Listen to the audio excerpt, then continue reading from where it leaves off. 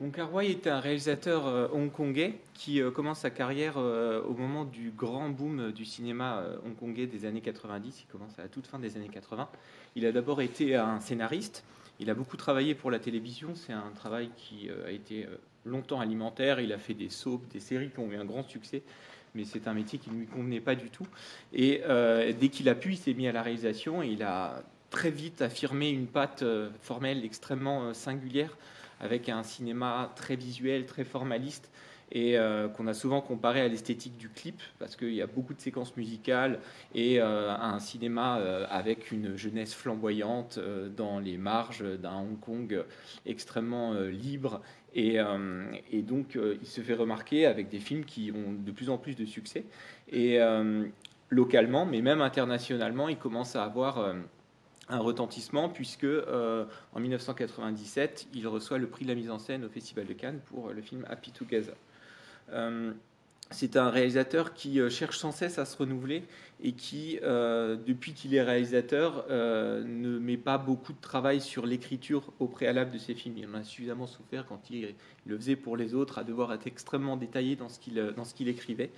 Et pour In the Mood for Love, il a un projet assez disparate au départ. Il y a un roman qui s'appelle Tête Bêche qui veut adapter, dont il va se servir un petit peu, notamment pour les cartons qu'on voit, mais qui finalement sera uniquement un point de départ. Il y a un élément qu'il veut à tout prix visiter, c'est le Hong Kong des années 60, qu'il avait déjà abordé dans son deuxième film, qui était Nos années sauvages. Et un troisième élément qui est un point qui l'intéresse, qui est la thématique de la nourriture. Au départ, il imagine un récit avec trois personnages, un écrivain qui sera gardé pour la version finale, un chef, un chef de restaurant, et le gérant d'une épicerie fine. Et il est intéressé par justement cette modernisation durant les Trente Glorieuses et la manière dont les habitudes changent, notamment dans la nourriture, avec l'arrivée de l'autocuiseur qu'on voit dans le film, et aussi l'idée que les nouilles deviennent déshydratées et qu'elles peuvent être cuisinées à la maison, ce qui va changer le rapport aux gens, ce qui va faire que la rue se vide progressivement, et il va en faire une sorte de métaphore sur la manière dont les relations elles-mêmes deviennent plus instantanées, plus éphémères. Donc ça, c'est un point de départ qui travaille et qui va évoluer singulièrement. Pour s'entourer, il a une équipe de gens assez fidèles, notamment au niveau du casting. Donc Tony Leung, qui joue Monsieur Cho, est un acteur qui a déjà tourné 4 films avec lui, qui en tournera 2 autres après In the Mood for Love. Donc c'est quelqu'un qui est vraiment habitué à son travail. C'est un peu le même cas pour Maggie Cheung, l'actrice donc principale, qui a déjà travaillé à plusieurs reprises avec lui et qui est une immense star dans le cinéma de Hong Kong et qui et travaille sur plusieurs plans, et notamment dans un cinéma un petit peu plus industriel où elle peut faire tourner jusqu'à 12 films par an, et qui sait que lorsqu'elle travaille pour Wong Kar-wai, ce sera un projet plus singulier et des tournages qui ne se dérouleront pas dans les mêmes conditions. Autour de lui, il a aussi Christopher Doyle, qui est le chef opérateur, donc le directeur de la photo, qui est d'origine australienne et qui travaille avec lui depuis son deuxième film, et qui vraiment forme avec lui un duo très solide. Toute l'esthétique de Wong Kar-wai qui s'est forgée au fur et à mesure de ses films est vraiment entièrement dirigée par ce chef opérateur, même si il ne fait pas nécessairement le travail sur la totalité du film. D'ailleurs là, il partage l'affiche avec un autre qui a suivi notamment ses instructions, parce que de temps en temps, il va sur d'autres engagements, parce qu'on le verra, les tournages de Wong Kar-wai sont particulièrement longs. Autre élément très important, la direction artistique, donc tout ce qui est décor, costume et les lieux dans lesquels ça se passe, est assuré par William Chang, qui lui aussi travaille de manière extrêmement fréquente avec Wong Kar-wai, et qui s'est même d'ailleurs chargé du montage d'un certain nombre de ses films. Donc toute cette équipe-là connaît le travail de ce réalisateur et sait comment se dirige, comment se gère un tournage avec lui. Et heureusement, parce que quand on commence avec ce réalisateur, on n'a pas de script, on n'a pas d'indication sur la durée du tournage, et on sait juste à peu près les lieux et l'époque où ça va se passer. On avait déjà évoqué dans certains ciné-clubs concernant Alfred Hitchcock la manière dont il travaillait. Et cette fameuse phrase qu'on lui attribue, où il disait mon film est terminé, il ne me reste plus qu'à le mettre sur pellicule. Ce qui montrait à quel point tout était dans sa tête extrêmement figé visuellement. Le storyboard était complet, il savait l'échelle des plans, la durée des séquences, tout était entièrement dans son esprit figé avant le tournage. Le tournage n'était plus qu'une formalité. C'est exactement l'opposé pour Wong Kar-wai. Wong Kar-wai, quand il arrive sur un plateau, il a des idées, mais il a surtout envie de commencer à voir ce qui va émerger des lieux, des interactions, de la manière dont il va filmer ses personnages. Maggie Cheung, quand elle arrive sur le tournage, elle ne se souvient plus trop de sa méthode et commence à poser des questions sur son personnage. Quel est son passé, quel est son tempérament. Et Tony Leung sourit en sachant très bien que Wong Kar-wai ne va jamais lui répondre parce que lui-même n'en sait pas grand-chose et qu'il a envie de voir ce qui va se créer en direct sur le plateau du tournage. Donc il commence par la filmer, il la met en condition avec évidemment tous ses costumes, cette coiffure. Elle a chaque jour 4 à 5 heures de maquillage. Elle est extrêmement mal à l'aise dans ses tenues très étriquées, ce fameux kipao, cette robe à collet monté qui est assez inconfortable, ses talons aiguilles, et elle doit progressivement se faire un personnage qu'elle n'a jamais interprété, pas plus d'ailleurs chez Wong Kar-wai. Et donc c'est un travail qui est déstabilisant, qui est assez pénible et qui surtout se fait sur la longueur. On fait tourner aux acteurs principaux un nombre incalculable de séquences et ils n'ont aucune idée de ce qui sera finalement retenu au montage. Le tournage va durer 15 mois, ce qui est vraiment colossal.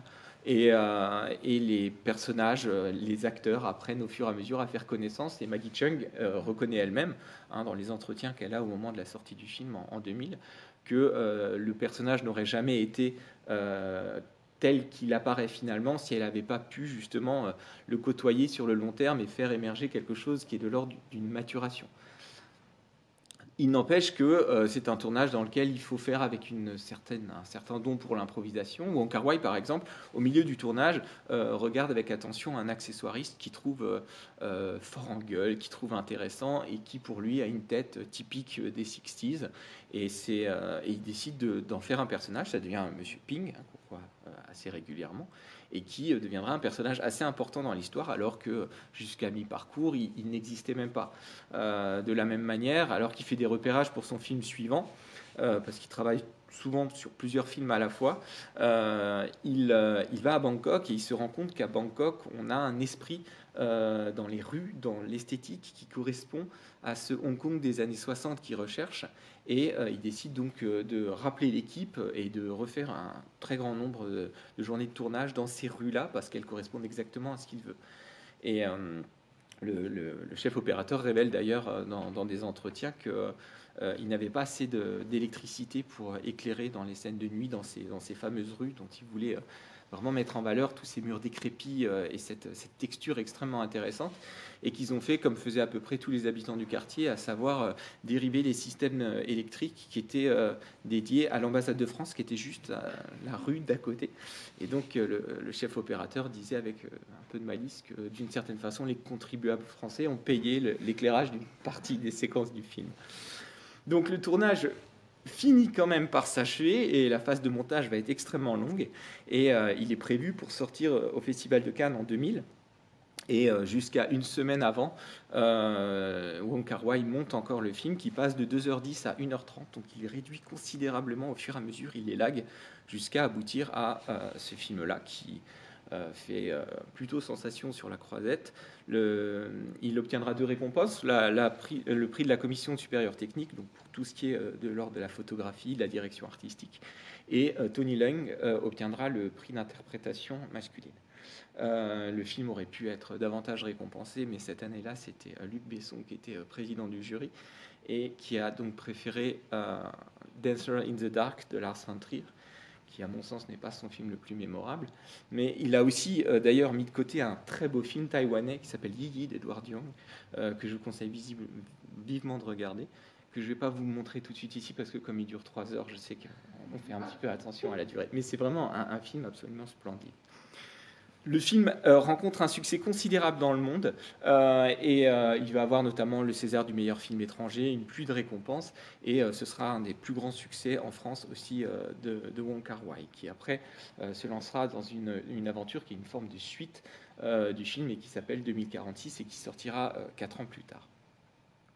Donc ce film, c'est un pas vraiment en avant, un nouveau palier dans la carrière du réalisateur, parce que jusqu'à présent, il a filmé des personnages qui étaient des personnages jeunes, et il s'est inscrit dans plusieurs registres dans lesquels on était dans quelque chose de très vigoureux. Hein. Si vous regardez les films qui précèdent, donc In the Mood for Love, c'est son 7e long métrage, on est dans des films, il y a un film qui est un film de sabre, historique, vous avez des films avec des tueurs, vous avez des films qui se glissent dans les milieux des arcanes du gangstérisme, etc. Et là, ce sont des personnages qui subitement sont adultes. Et c'est ce qui notamment va être un peu perturbant pour l'acteur Tony Leung, qui n'est pas du tout habitué à ce genre de rôle et qui là va devoir travailler la retenue, travailler la tristesse, travailler la pudeur, ce à quoi il ne les a absolument pas habitués Wong Kar-wai. Donc c'est vraiment quelque chose qui va faire changer complètement l'atmosphère et qui explique aussi la longueur du tournage. Les personnages dans ce film sont face à une impossibilité. C'est un film qui ne cesse de tourner autour d'un sujet qu'ils n'arrivent pas à aborder parce que ces personnages sont dans une histoire qu'ils n'arrivent pas à mettre en route et qui pourtant existe. Et les premiers motifs de leur empêchement, c'est quelque chose d'assez ironique d'un point de vue narratif, c'est qu'avant même que quelque chose ne puisse surgir entre eux, ils prennent conscience que leurs conjoints respectifs ont une histoire. Et ce parti pris fait que dès le départ, il y a quelque chose qui s'est enrayé dans la machine et qui fait que ce ne sont pas véritablement eux les personnages principaux. Et de ce point de vue-là, on a toute une mécanique qui se met en place, toute une structure qui va les empêcher de pouvoir faire naître leur véritable histoire. D'une certaine façon, on leur a coupé l'herbe sous les pieds et ils se rendent compte qu'il y aurait une incongruité à devenir eux-mêmes ce couple illégitime qui cause tant de souffrance pour l'un et pour l'autre. Et d'ailleurs, la thématique de l'adultère est partout autour d'eux, que ce soit avec le patron de Madame Chan, que ce soit avec les frasques de Monsieur Ping. C'est une sorte de vulgarité, une facilité à laquelle ils ne peuvent pas se résoudre. Et ils disent à plusieurs reprises, on ne sera pas comme eux. Et c'est quelque chose qui va les faire tenir d'une certaine façon, et ils vont se réfugier dans une sorte de dignité qui leur permet de ne pas s'abaisser au commun des mortels, et puis surtout à ce qu'ils peuvent reprocher à leurs conjoints respectifs. L'autre élément qui les empêche évidemment de créer une histoire entre eux, c'est la dimension sociale. On est dans les années 60, c'est les commérages, c'est le fait que on surveille leurs allées et venues, et qu'ils vivent dans une sorte de labyrinthe extrêmement exigu dans lequel ils sont toujours observés, on peut toujours les voir, on peut toujours savoir qui est où et quelles sont les absences et en déduire une possible union entre eux. Ce qui fait qu'ils ne peuvent pas véritablement être ensemble, même de manière innocente, jusqu'à imaginer justement des voies de traverse et des lieux en dehors de ce piège-là dans lequel ils sont.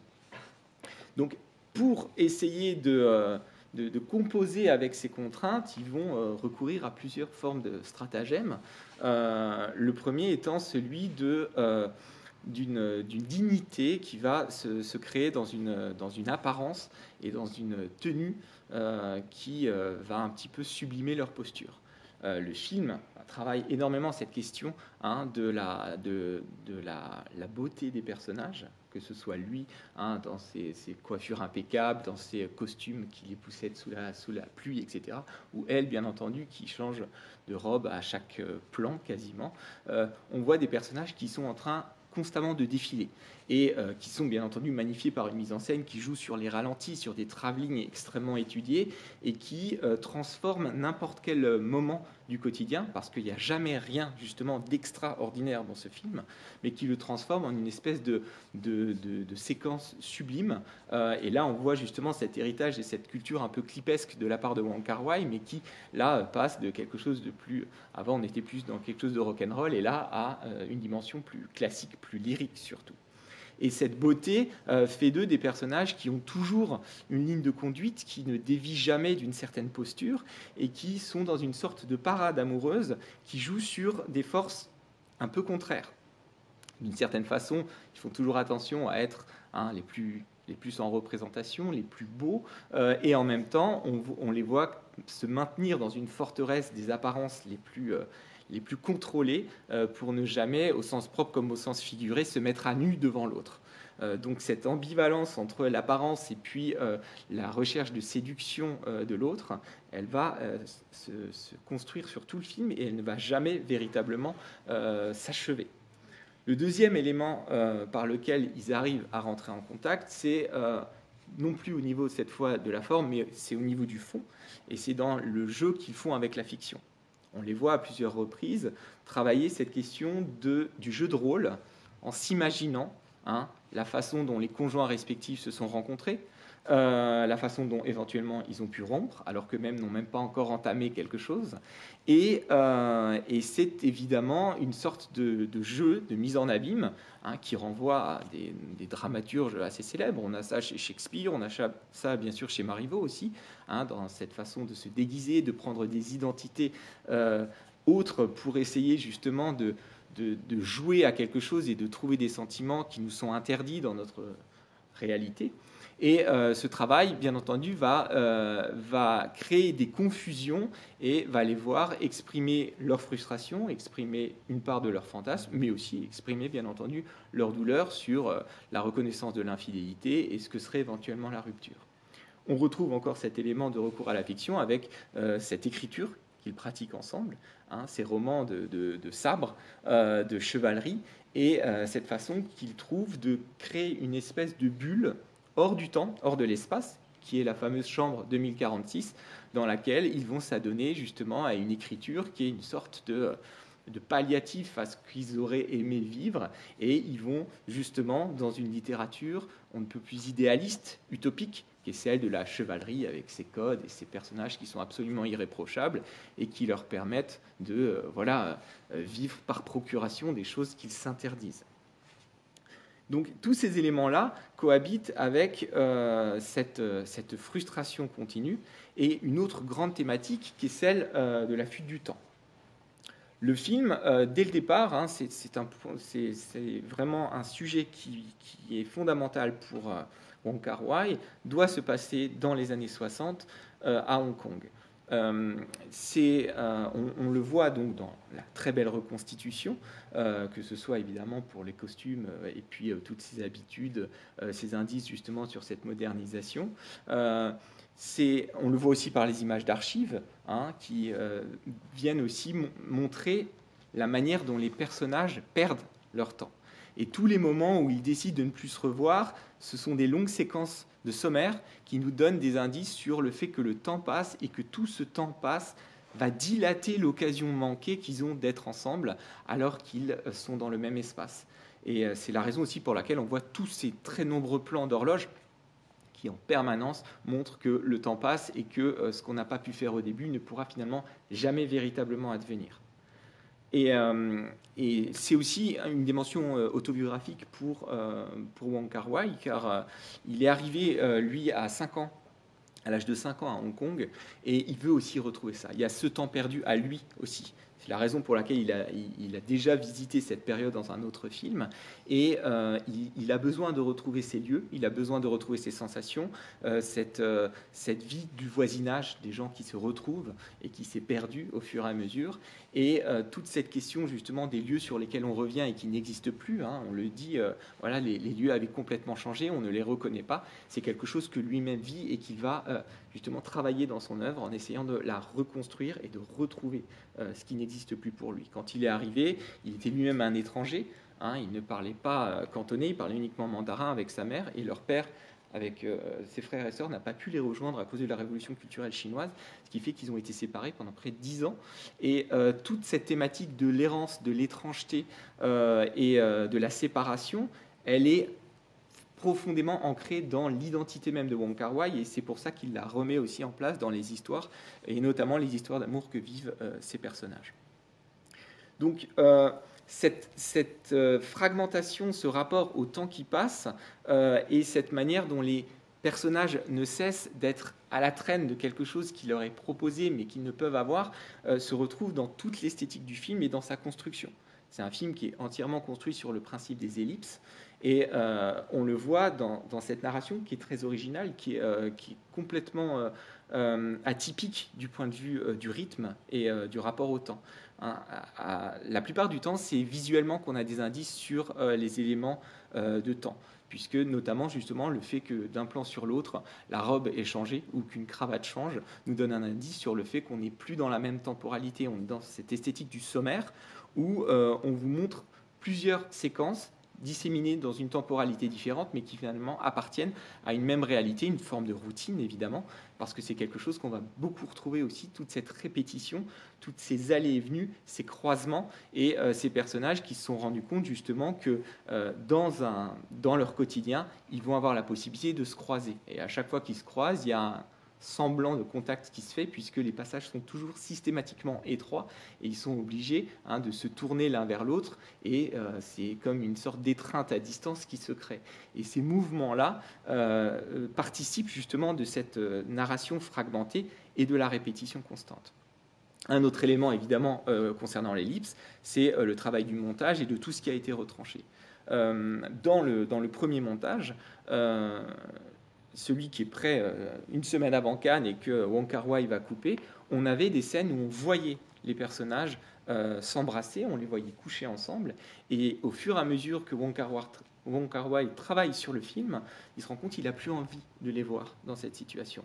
Et il va enlever ces scènes et pour aboutir au résultat qu'on voit là. C'est-à-dire que c'est l'inachèvement qui l'intéresse principalement. Et dans les éditions en vidéo, il a mis quelques scènes coupées.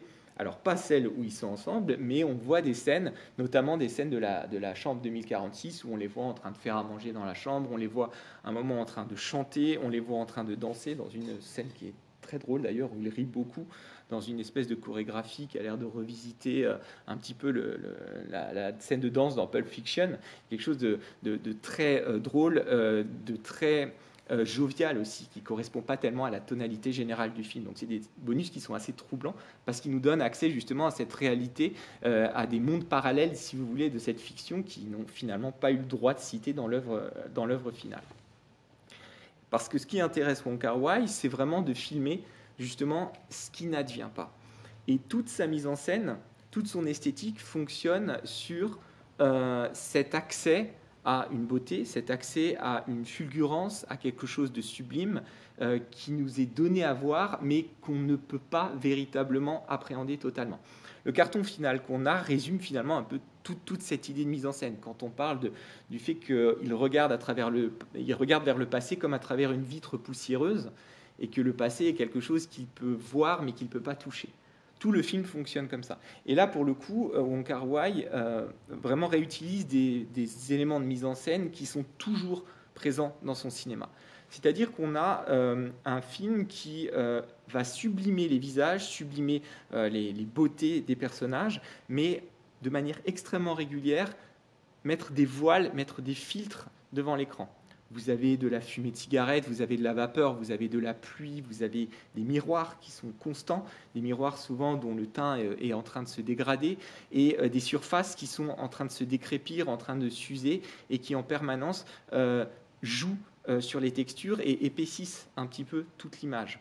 De la même façon, vous voyez souvent les personnages à travers des barreaux, et vous avez aussi des éléments qui, au premier plan, peuvent obstruer un petit peu l'écran. Comme si le spectateur avait souvent la conscience d'avoir accès à quelque chose, un visage par exemple, sublimement éclairé dans une couleur dorée au second plan, et que lui-même sentait qu'il devait faire un pas supplémentaire pour avoir réellement accès à la beauté qui lui était offerte. Et en même temps, on est parfaitement conscient que c'est parce que justement elle est au second plan qu'elle est encore plus magnifiée. Et c'est exactement la relation de ces deux personnages qui brûlent de désir l'un pour l'autre, mais qui se maintiennent à distance et qui, de ce fait même, peuvent vivre une histoire d'amour qui serait d'une certaine façon inoubliable parce qu'elle n'a pas véritablement eu lieu. Et tous ces éléments-là, hein, ce flou, cette indéfinition, ce travail de la mise en scène, va sublimer ce qui n'advient pas. Et le film travaille en continu cette question d'un rapport à un mystère, à une opacité, à quelque chose qui n'est pas accessible et qui est de l'ordre du secret.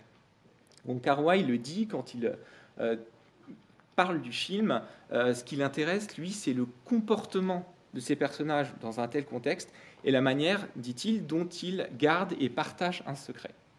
Et c'est là, évidemment, que le film prend tout son sens. C'est un film sur un couple, mais sur un couple qui partage un secret et qui passe son temps à communiquer dans le silence sur des choses qui n'adviennent pas. D'où le fait qu'on ait des coups de fil sans réponse, qu'on ait des coups d'œil, qu'on ait des regards, qu'on ait des tentatives, qu'on ait des cloisons, qu'on ait ces travelling latéraux, qu'on ait de nombreuses séquences où on voit dans un montage un visage en gros plan, puis ensuite un autre visage en gros plan, comme s'il n'arrivait pas à occuper un espace commun qui serait celui d'un couple officiel et établi. Et tout ce travail sur le cadrage ne cesse de montrer des choses qui sont accessibles, mais qui ne vont pas être atteintes réellement. Et les personnages vont ainsi mettre en place une espèce d'érotisme fulgurant sur des éléments complètement anodins. Et c'est aussi l'une des forces du film que de rendre voilà, quelque chose de profondément troublant à travers la seule main sur une rambarde, sur un plan sur un cendrier, des volutes de fumée, etc. Parce que justement, nous accompagnons ces personnages qui sont dans une émotion totale du fait de la lecture par le prisme de leur amour, mais un amour qui n'advient pas et qui va rendre tout beaucoup plus vibrant, si vous voulez, et l'image se charge de toujours mettre ça en valeur. Et donc la thématique du secret, elle est constante dans le film, hein, et elle montre comment les personnages composent avec, sans pouvoir réellement aboutir à quelque chose. Cette idée de répéter quelque chose qu'on ne peut pas avoir, on la retrouve évidemment à travers le motif de la musique. La musique, elle est omniprésente dans le film, et le fameux thème qu'on entend à 9 reprises dans le film est une sorte de rituel qui accompagne leur déplacement, hein, puisque, comme je le disais, il n'arrive jamais rien de nouveau, mais ils arrivent à transformer le fait d'aller simplement chercher des nouilles en bas. C'est la raison d'ailleurs pour laquelle la voisine dit qu'elle est quand même très joliment apprêtée pour aller seulement chercher des nouilles. Tout devient justement sublime et tout devient un élément extraordinaire parce qu'il y a la possibilité de croiser l'autre et de transformer ça en une émotion extrêmement vive, et qu'il est d'autant plus qu'on n'arrive pas à aller au-delà de ce simple frisson. C'est la raison aussi pour laquelle certaines séquences comiques, hein, comme la scène où elle est coincée dans la chambre par exemple toute la nuit, ou la scène où il lui ramène son parapluie, sont des scènes où finalement il s'invente des émotions. Elle dit au matin on n'aurait peut-être pas dû aller s'inquiéter à ce point-là, mais c'est dans cette culpabilité-là qu'ils vivent une émotion, parce que justement c'est comme s'ils étaient un couple adultère alors qu'ils ne le sont pas réellement. Et la musique, c'est un rituel, c'est une répétition, et c'est quelque chose qui va totalement cristalliser, justement, au-delà du langage, une émotion pure, un lyrisme absolu qui se retrouve et qui s'enrichit à chaque occurrence de toutes les émotions qu'ils n'ont pas réussi à formuler. La bande originale, d'ailleurs, ce thème récurrent n'a pas été composé pour le film. Il existait dans un autre film très peu connu que Wong Kar-wai donc a réutilisé. Et cette musique a eu un immense succès. Et ce qui est particulièrement intéressant, c'est que quand on la réécoute, on voit tout le film défiler en 2 minutes 30 parce qu'on a réussi à vraiment capter l'osmose totale entre les non-dits des personnages et tout ce que cette musique arrive à chanter d'une certaine façon. Et la dernière occurrence du secret, ce sera la manière dont justement le personnage, après quelques années et après toutes ces séparations-là, va aller dire son secret dans cette pierre et sceller d'une certaine façon, dans une forme d'éternité, la chose qui n'est plus, à savoir son amour pour cette femme, et lui donner une dimension minérale et une dimension qui traverserait les siècles d'une certaine façon. Et tout ce qui n'a pas été dit réside dans ce mystère, dans cette chose à laquelle nous n'avons pas accès et sur laquelle nous pouvons éventuellement greffer d'autres hypothèses sur les secrets. Quand elle dit « je n'ai pas envie de rentrer chez moi ce soir », est-ce que c'est le prélude à une nuit qu'ils ont passée ensemble? Très probablement. Est-ce que le fait qu'elle vive seule avec son enfant voudrait dire qu'elle s'est séparée de son mari et que peut-être cet enfant serait celui de Cho? C'est une possibilité aussi, mais Wong Kar-wai refuse d'aller plus loin dans les éléments concrets de récit. Ce n'est pas ça qui l'intéresse. Ce qui l'intéresse, c'est justement cet accès au mystère et à tout ce qu'il peut avoir de sublime. Et on peut faire un parallèle très net entre sa manière de travailler et la façon dont les personnages se comportent l'un avec l'autre. Ces tournages qui sont suspendus, qui sont des tournages dans lesquels il a quelque chose qui est face à lui mais qui n'est pas encore formulé parce qu'il n'a pas de script fixe, cette manière qu'il a de faire jouer au personnage toutes les scènes possibles avant de voir surgir quelque chose qui n'avait pas été pensé au préalable, c'est exactement le rapport que ces deux personnages ont face à un amour qui est idéalisé. Donc lui, il cherche cet élément non formulé, non écrit, non pensé au préalable, et qui s'impose. Et c'est ce qu'il dit d'ailleurs à un moment, Cho, en disant en fait, on ne peut pas savoir comment les choses se sont passées pour eux, elles sont arrivées avant qu'ils s'en rendent compte. Et justement, ces choses qui s'installent par elles-mêmes, c'est ce que Wong Kar-wai cherche dans son travail.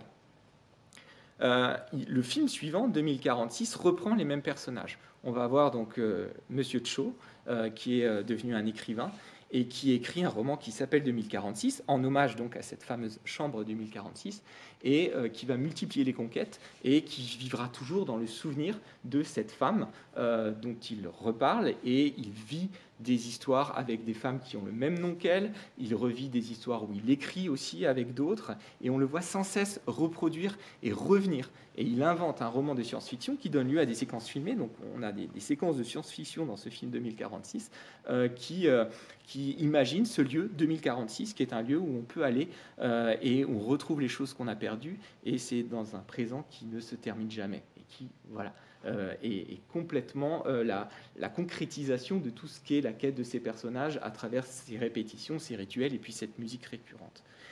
Ce film-là, il a mis 5 ans à le tourner, avec justement, et ça a été encore pire pour le Festival de Cannes en 2004, puisque le festival n'avait pas de copie définitive, il n'avait pas terminé son montage, ils ont dû remettre à jour le planning du festival, parce que la première fois qu'il est arrivé, il n'avait que 20%, il est arrivé avec les bobines restantes, et il l'a encore remonté après le Festival de Cannes. Et Maggie Cheung, qui joue dans le film, a tourné pendant 6 mois avec Wong Kar-wai, et elle apparaît quelques secondes dans la version finale du film. Ça lui a pas trop plu d'ailleurs, elle a plus bossé avec lui après. Mais ça vous montre encore ce rapport qu'il a justement à cette quête de quelque chose de sublime.